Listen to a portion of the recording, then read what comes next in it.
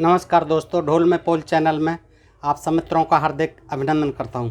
दोस्तों, आप देख रहे हैं कि पुराणों में किस तरह से इन ऋषि महर्षियों के, कौरव पांडवों के और इन महान पुरुषों के जन्म किस तरह से अयोनिज हुए हैं, अवैज्ञानिक ढंग से हुए हैं, अविश्वसनीय ढंग से हुए हैं।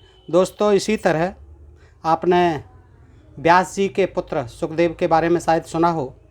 सुखदेव जी भी व्यास जी के पुत्र थे और उन्हीं की तरह वेद वेदांग के पारंगत विद्वान थे और उन्होंने भी श्रीमद् भागवत सुखसागर नाम से लिखा है। बहुत ही विद्वान रहे हैं, उन्होंने भी बहुत कथाएं सुनाई हैं सुखसागर जी ने। तो दोस्तों, आज मैं संक्षेप में एक विवरण है उन्हीं के जन्म का, सुखदेव जी महाराज के जन्म का है। देखिए किस तरह से उनका भी जन्म हुआ। कि एक बार की बात है, घृताची नाम की सुंदरी अप्सरा को सामने देखकर व्यास जी अपार चिंता में पड़ गए।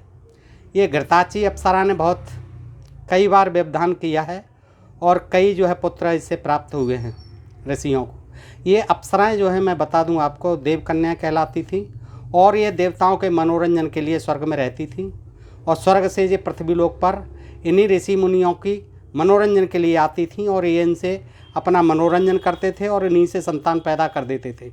लेकिन बताया ये जाता था कि उसको देख करके वीर स्खलन हो गया और अमुक पात्र में रख दिया, अमुक जगह पर रख दिया और उससे बच्चा पैदा हो गया। इसी तरह का कुछ विवरण इस प्रसंग में मिलता है। ये जो है देखिएगा, ये श्रीमद् देवी भागवत है।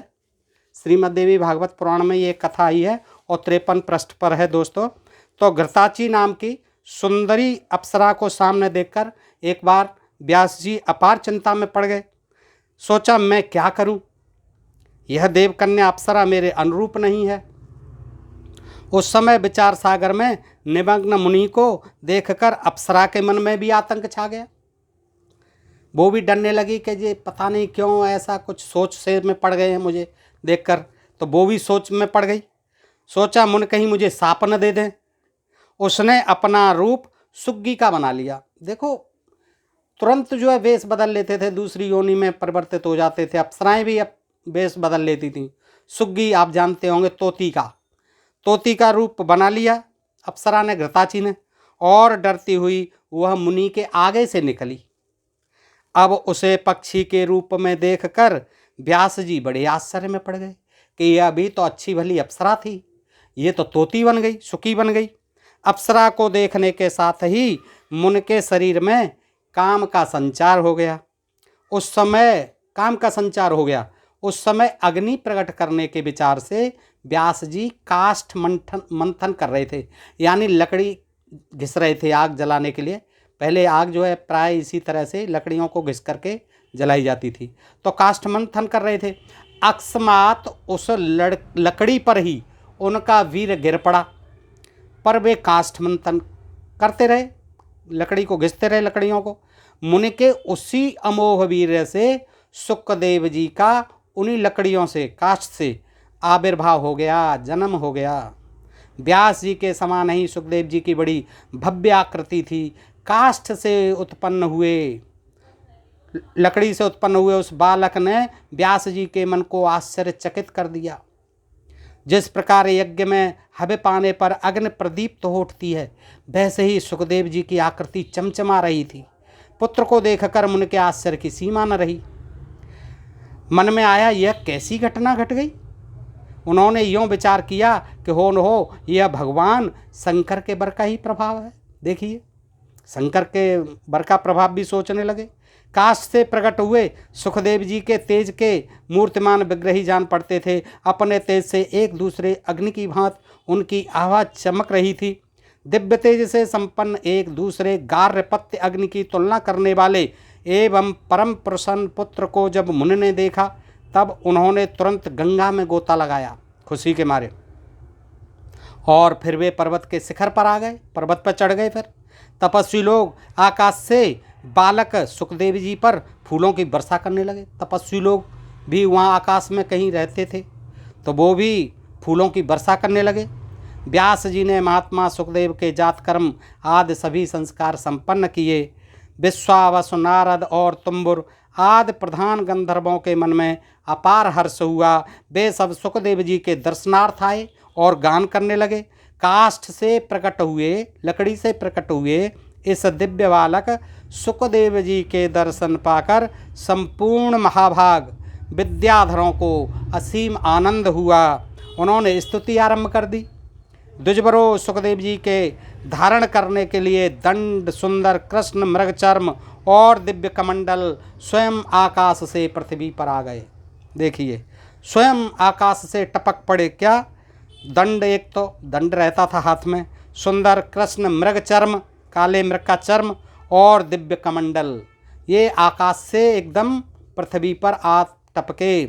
सुखदेव जी बहुत शीघ्र बड़े हो गए, तुरंत बड़े हो जाते हैं ये। व्यास जी भी तुरंत पैदा होते ही तपस्या करने चले गए थे, ऐसे ही सुखदेव जी बहुत बड़े हो गए।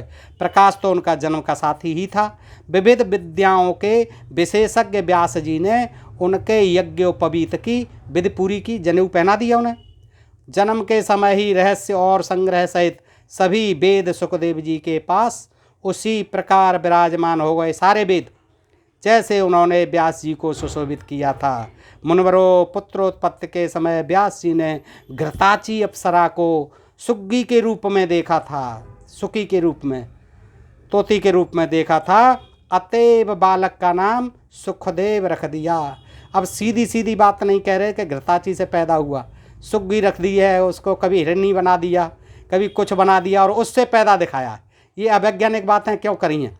अरे सीधी कहो ना कि घृताची अप्सरा से हमने जो है इस पुत्र को जन्म दे दिया, लेकिन नहीं, और सुग्गी के रूप में देखा उसको और उस बालक का नाम सुखदेव रख दिया। सुखदेव जी महाराज, सुखदेव जी ने बृहस्पति को विद्या गुरु बनाया। ब्रह्मचर्य के व्रत में कोई भी विधि अधूरी नहीं रही। गुरुकुल में रहकर रहस्यों और संग्रहों सहित संपूर्ण वेदों एवं अखिल धर्मशास्त्रों का उन्होंने भली भांति अध्ययन कर लिया। गुरु को दक्षिणा दे दी। समावर्तन हो जाने पर वे अपने पिता व्यास जी के पास आए हुए पुत्र को देखकर व्यास जी प्रसन्नतापूर्वक उठे और सुखदेव जी को बारंबार उन्होंने हृदय से लगाया, पढ़ के आ गए। वे उनका मस्तक सूंघने लगे। कुशल पूछने के पश्चात उत्तम विद्याध्ययन के प्रसंग में बातचीत की। तुमने भली भांति विद्या पढ़ ली, यूँ आश्वासन देकर व्यास जी ने सुखदेव जी को अपने आश्रम पर रख लिया। दोस्तों, ये प्रसंग हुआ इनके जन्म का, सुखदेव जी महाराज के, व्यास जी के पुत्र, और किस तरह से हुआ आपने देखा। अब दोस्तों, मैं आपके समक्ष एक कविता है और मैं समझता हूँ कि आज के परिप्रेक्ष्य में ही है, ये जाति और धर्म के ऊपर। तो दोस्तों, दो वर्गों का इसमें वर्णन मिलता है, आप समझेंगे और सुनेंगे तो आपको अवश्य पसंद आएगी। आइए दोस्तों, सुनते हैं बगैर किसी विलंब के कि तुम में मुझ में जो अंतर है साफ साफ बतलाता हूँ। तुम में और मुझ में जो अंतर है साफ साफ बतलाता हूँ। तुम अपने दोष छिपाते हो, मैं अपने दोष गिनाता हूँ। तुम किस्मत के धनी और मैं ऋणी, बात यह पक्की है। तुम जिसको अवनत कहते हो मेरे लिए वही तरक्की है। तुम जब जब ऊंचे बनते हो, तुम जब जब ऊंचे बनते हो तब तब नीचा बन जाता हूँ। तुम अपने दोष छिपाते हो, मैं अपने दोष गिनाता हूँ। तुम ऊंचे बनोगे तो मुझे तो नीचा बनना ही पड़ेगा। तुम इतने ऊपर चढ़े जहाँ पर मानवता का नाम नहीं, तुम इतने ऊंचे चढ़े जहाँ पर मानवता का नाम नहीं। खुद गर्ज तुम्हारी इस दुनिया में मिला कहीं आराम नहीं। तुम जिनको दुत्कार रहे मैं उनको गले लगाता हूँ। तुम अपने दोष छिपाते हो, मैं अपने दोष गिनाता हूँ। मैं श्रमजीवी हूँ, मैं निर्धन हूँ, मैं गरीब हूँ, मैं नीचा हूँ आपके अनुसार। तुम कहते हो जिसे धर्म, उसमें मेरा विश्वास नहीं। जिसको तुमने लिखा कभी भी वह मेरा इतिहास नहीं। जी, कर्म कांड तुम जिसको कहते उसको ढोंग बताता हूँ। तुम अपने दोष छिपाते हो, मैं अपने दोष गिनाता हूँ। धर्म दुकान चलाने को तुम पत्थर पूजा करते हो, मैं उसकी पूजा करता हूँ। छूने से जिसको डरते हो, धर्म दुकान चलाने को तुम पत्थर पूजा करते हो, मैं उसकी पूजा करता हूँ। छूने से जिसको डरते हो, तुम हो ज्ञानी विज्ञानी, मैं धर्म तत्व का ज्ञाता हूँ। तुम अपने दोष छिपाते हो, मैं अपने दोष गिनाता हूँ। शाही शान समझते हो तुम, उसको मैं भ्रम कहता हूँ। तुमको जिस बस्ती से नफ़रत, मैं उस बस्ती में रहता हूँ। तुम दौलत को जोड़ रहे, तुम दौलत को जोड़ रहे, मैं जोड़ी हुई लुटाता हूँ देश धर्म के लिए। अपना खून पसीना बहाई हुई संपत्ति सर्वस्व में होम कर सकता हूँ और करता रहा हूँ। तुम महलों में रहने वाले, मैं कुटियों में पलता हूँ। तुमको राहें फूल भरी, मैं तो कांटों पर चलता हूँ। जिनकी दशा देख तुम हंसते, मैं उन पर अश्रु बहाता हूँ। तुम अपने दोष छिपाते हो, मैं अपने दोष गिनाता हूँ। तुमको केवल दौलत प्यारी, मुझको प्यारी सेवा है। हमारे लिए तो वैसे ही लिख दिया आपने कि सेवा ही धर्म है, तो निस्संदेह हम सेवा करते हैं, देश की सेवा करते हैं। तुमको केवल दौलत प्यारी, मुझको प्यारी सेवा है। तुम खाओ बादाम व काजू, मुझे मूंगफली मेवा है। और तुम्हें चाहिए चिकनी चुपड़ी, तुम्हें चाहिए चिकनी चुपड़ी, मैं रूखी सूखी खाता हूँ। तुम अपने दोष छिपाते हो, मैं अपने दोष गिनाता हूँ। जिसे नग्नता मैं कहता हूँ, जिसे नग्नता मैं कहता हूँ, तुम संस्कृत बतलाते हो। मैं इज्जत का रखवाला, तुम उसे लूटना चाहते हो। तुम जग से नज़र चुराते हो, तुम जग से नज़र चुराते हो, मैं तुमसे नज़र चुराता हूँ। तुम अपने दोष छिपाते हो, मैं अपने दोष गिनाता हूँ। तुम मम जात पात बतलाते, तुम मम जात पात बतलाते, परसों का है ज्ञान नहीं। तुम आए तो लेकर आए, तुम आए तो लेकर आए, मैं लाया जात प्रमाण नहीं। मैं नहीं लाया, आप लोग लेके आए। ब्रह्मा जी के मुख से पैदा हुए आप जाति का प्रमाण लेके आए हैं, मैं कोई जाति प्रमाण नहीं लाया। तुम मम जात पात बतलाते, फिर भी आप मेरी जाति बतलाते हो। तुम मम जात पात बतलाते, परसों का है ज्ञान नहीं। तुम आए तो लेकर आए, मैं लाया जात प्रमाण नहीं। भेदभाव तुम फैलाते हो, भेदभाव तुम फैलाते हो, मैं वह भेद मिटाता हूँ। तुम अपने दोष छिपाते हो, मैं अपने दोष गिनाता हूँ। तुम ठेकेदार धर्म के बनकर, तुम ठेकेदार धर्म के बनकर उल्टा धर्म सिखाते हो। और ईश्वर एक पिता सबका तो क्यों नफरत फैलाते हो, कि ईश्वर एक पिता सबका तो क्यों नफरत फैलाते हो। जिसमें एक समान सभी हों, जिसमें एक समान सभी हों, मैं वह धर्म सिखाता हूँ। तुम अपने दोष गिनाते हो, मैं अपने दोष तुम अपने दोष छिपाते हो, मैं अपने दोष गिनाता हूँ। तुम कितने ही दीनों की इज्जत से खिलवाड़ किया, तुमने कितने ही दीनों की इज्जत से खिलवाड़ किया।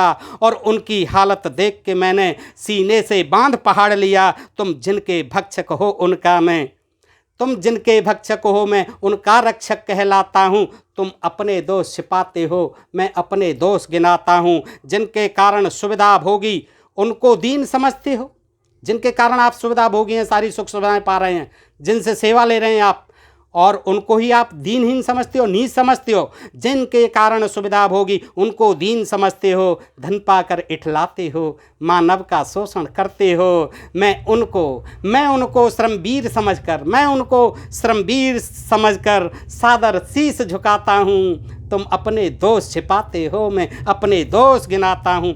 तुम अपार वैभव के स्वामी, तुम अपार वैभव के स्वामी, पूंजीपत धनवान भले।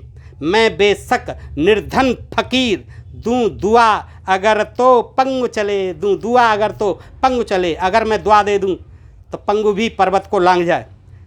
तुम अपार वैभव के स्वामी बेशक रहे आओ, पूंजीपति बेशक रहे आओ, धनवान भले रहे आओ, लेकिन मैं फ़कीर हूँ, मैं गरीब हूँ, तो मेरी दुआ में बहुत ताकत है। तुम नीचे जिन्हें गिराते हो, तुम नीचे जिन्हें गिराते हो, ऊपर मैं उन्हें उठाता हूँ। तुम अपने दोष छिपाते हो, मैं अपने दोष गिनाता हूँ। तुम मानव बनते हो, दिल में मानवता का वास नहीं। तुम मानव बनते हो, तुम मानव बनते हो, दिल में मानवता का वास नहीं। और तनो भले ऊपर को कितना छू सकते आकाश नहीं, तनो भले ऊपर को कितना छू सकते आकाश नहीं। मैं मानव हूँ, मैं मानव हूँ, मानव के हित मानवता अपनाता हूँ। तुम अपने दोष छिपाते हो, मैं अपने दोष गिनाता हूँ। तुम पर्दे के अंदर कुछ और बाहर कुछ दिखलाते हो। कैसा वेश है आपका, अंदर कुछ और बाहर कुछ। तुम पर्दे के अंदर कुछ और बाहर कुछ दिखलाते हो। बोलो दर्पण के आगे आने से क्यों कतराते हो, बोलो दर्पण के आगे आने से क्यों कतराते हो। मैं बेपर्दा जैसे का तैसा ही सदा दिखाता हूँ। तुम अपने दोष छिपाते हो, मैं अपने दोष गिनाता हूँ। तुमने देख मुझे संकट में खुशियाँ बहुत मनाई हैं हमेशा से। तुमने देख मुझे संकट में और संकट दिए हैं, आपदाएं दी हैं, विपत्ति दी हैं। तुमने देख मुझे संकट में खुशियाँ बहुत मनाई हैं और तुमको रोते देख, लेकिन मैंने तुमको रोते देख मैंने भी रोते रात बिताई हैं। मैं इंसान हूँ इसीलिए यह गलती भी दोहराता हूँ। मैं इंसान हूँ इसीलिए यह गलती भी दोहराता हूँ। तुम अपने दोष छिपाते हो, मैं अपने दोष गिनाता हूँ। तुम अपने दोष छिपाते हो, मैं अपने दोष गिनाता हूँ। दोस्तों, आज के लिए इतना ही। पसंद आए तो लाइक शेयर सब्सक्राइब करें और कमेंट करके मुझे बताएं कि ये कविता आपको कैसी लगी दोस्तों। और सब्सक्राइब करते रहें ढोल में पोल चैनल को। सुनने के लिए धन्यवाद। जय हिंद, जय भारत, जय मूल निवासी दोस्तों।